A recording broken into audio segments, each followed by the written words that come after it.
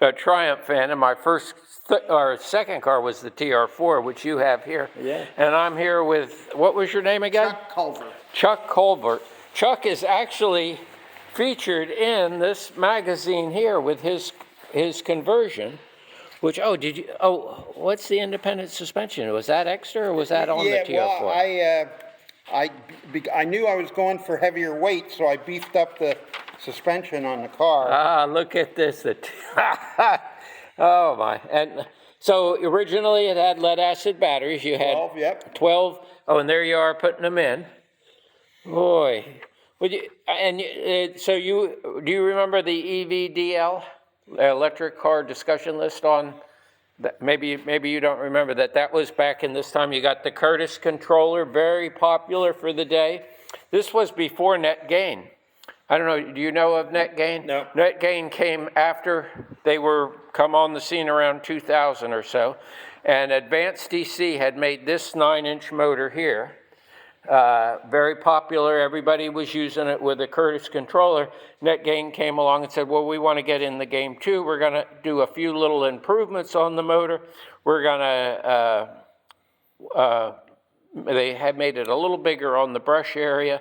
They tried to make it just a little better to get but they were very pro EV. They were just where Advanced DC said, yeah, we make this motor, goes in mining equipment, goes on boats, and oh yeah, that's neat that you're using it for cars, but we don't really care about you. Where net gain came along and all they were was electric cars. Uh-huh. And look at that. So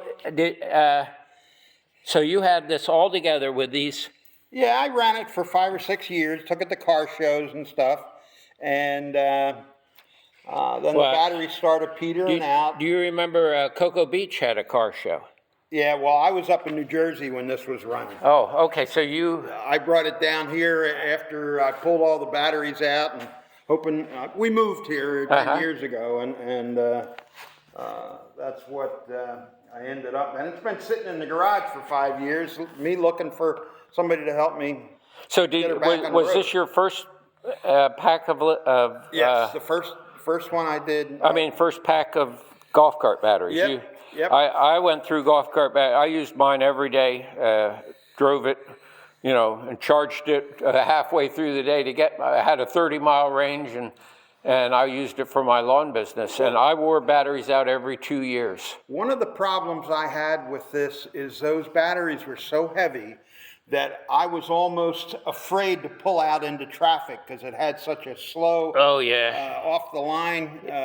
Yeah. I mean, I'd get it up to 60, 65 mile an hour, but it was just so heavy that it was slow getting off the line. Oh, my very last pickup truck that I had with lead acid batteries, I had 38 golf cart batteries in it. It had a 100-mile range. 38. Yeah. Can you imagine? I doubled the pack. I had 2 packs of 100 and I was one less than 40 or 20. 20 would have been 120, but I had an electric lawnmower that I charged. Now, is this motor and controller going to be able to be used with Tesla setup over here? Yeah, I think we even got a couple of these around. And this was a funny one. This was before this controller came out. They had a 120 volt, 400 amp, and this guy, Curtis made this one for the electric car people. And it was like, oh my God, we got power now. We're 144 volts and 500 amps. We thought this was the greatest thing ever when it came along. But then, as you know, after this wasn't a few years later, the Zilla. Are you familiar with the Zilla controller, the green one? Oh my God, 300 volts, 2,000 amps. That was at the same time when the sealed AGM batteries came out. Those small little, they look like a 6-pack of beer. They came out, they could put out 1,000 amps. We all of a sudden, we had very fast electric cars for a change. How long have you been doing this kind of work? 30 years. No kidding. Yeah. Wow. I was back before this controller. I got to see, that was the neat thing, is I got to see so much stuff happening. I saw NetGain come up with their motor. I saw there was a company before Zilla which was, they made them called the T-Rex and the Raptor. And that was their attempt at a high voltage 300 volt controller, 1000 amp. And they did not quite have it engineered perfect. And at the same time of they're going on, this guy, Otmar, was making his controller. And as soon as they stopped, because they were having so many returns, he put his on the market, and his was bulletproof. I mean, his thing, sheesh, you could have the cable short out and it wouldn't blow the controller out. Oh, wow. It was, wow. Well, here's Mr. Newman. I'm going to end the interview right now. Huh? Little history. Oh, look at this. Little magazines. Look at this. This is his car. Oh, it is? Yeah. Yeah.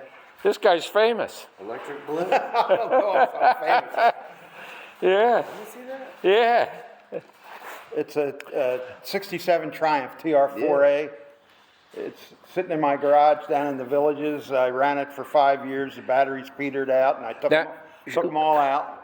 Look on the look at the suspension here. This is what surprised me. Look at you. How did you get that independent suspension in there? Oh, that was redone by a Triumph guy up in Long Island, New York. He built me a new frame and redid all the suspension. I told him I was putting a lot of weight in it. But what year was this? No, I mean that I you finished did this. the car in 2014. That's when the article was. 11 years ago. Well, lithium was starting to poke its head out then. You remember that? Lead acid? Yeah. Yeah. 12 volt. 12 volts. Yeah. So we used to figure out distance by weight of batteries compared to weight of car. Right. And if those were 85 pounds, you were probably about 1,000 pounds of batteries. Yeah. In what would have been a 2,000 pound car, so you were 3,000. Well, I took 475 pounds out when I pulled the motor and all the internals, so it came down quite a bit. But you're right, I added like 1,100 pounds back in with the batteries. And you say you were able to get 50 miles on this. Sheesh. Yeah. We can give you more. Yeah, for sure. We could easily double How many that. batteries do we have in cows? Cow has 10? In his Triumph. Oh no, that is a Austin Healey. That's the Austin Healey. Yeah, the Austin Healey 3000.